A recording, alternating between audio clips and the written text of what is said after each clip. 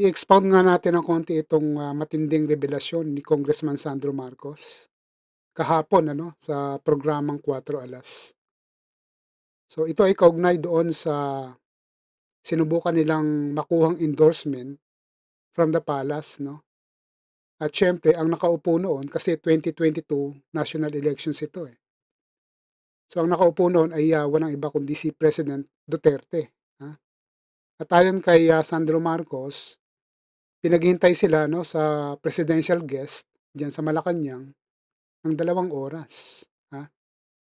At pagkatapos ang humarap lang sa kanila ay, tatlong tapat na mga tauhan ni Digong.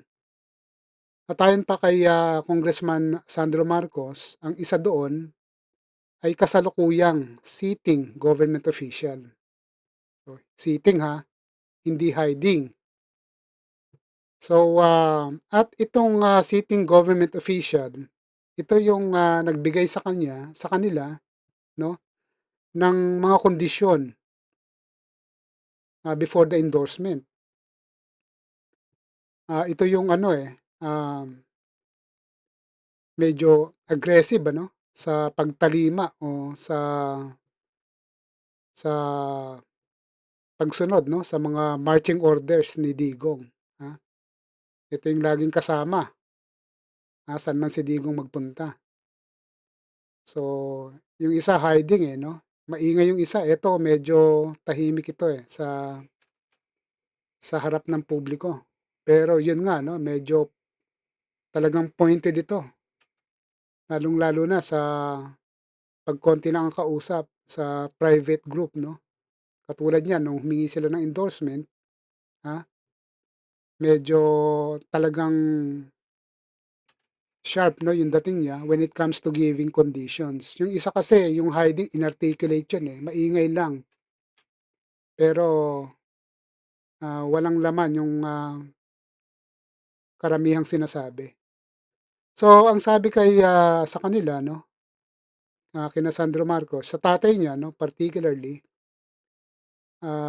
they would get the endorsement and of course, they got the endorsement kasi nga nakatakbo sila na presidente na natin ngayon si BBM.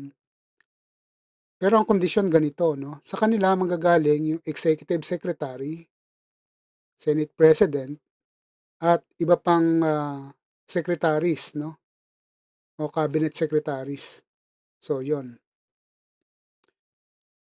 Ang dating dito para sa akin ay, gusto nilang gawing puppet president si BBM, ah, at, yung puwersa nila, dating gobyerno ay magpapatuloy pa rin all throughout 'no, upon assuming the office.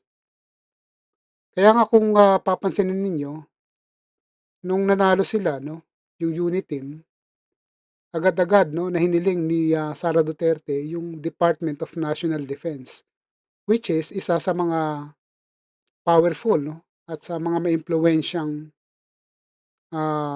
departamento ng gobyerno. Imagine, hawak niya diyan 'no, magiging hawak mo diyan ang sandatahan, at puwersa ng Pilipinas 'no. At lahat ng confidential funds, intel funds, puwede mong hilingin. So 'yan. Buti na lang 'no, naging, wise itong si, BBM, Instead na ibigay sa kanya yung DND or National Defense, ay, binigay sa kanya yung, DepEd 'no, secretary. So dun siya nilagay. So mautak din, eh, 'no, si BBM, which is, magandang move 'no, para sa kanya. So kung babalikan natin yung early days 'no, up to years ni BBM sa puwesto, talagang matindi 'no, yung dinaanan niyang pagsubok diyan, mga challenges, 'di ba? Just imagine, sinagupa niya 'no, o sinalubong niya yung internal at external forces ng kanyang panunungkulan. When we say internal, ito yung mga opisyales ng gobyerno noon na nagpatuloy hanggang sa kanyang administrasyon, ha.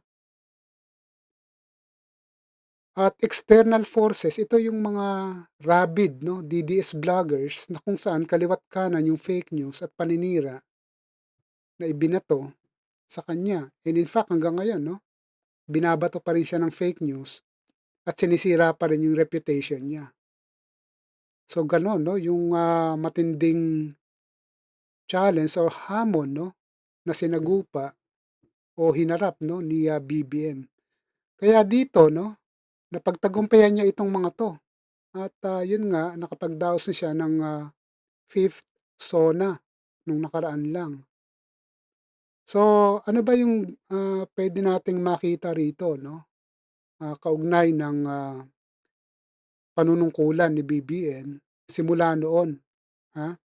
Dito pinakita niya lang yung kanyang katatagan, kanyang tibay, ha, kanyang tapang 'no, political will, strong political will at strength 'no, talagang matibay ang dibdib. Kaya yung kung sinasabi nila o sinabi nila na weak leader si BBM, nagkamali sila ro'n 'no. Nagkamali sila ng, tantya kay BBM. Akala nila gano'n-gano'n lang at madali lang nila 'no, na mapapatalsik sa puwesto, do'n sila nagkamali.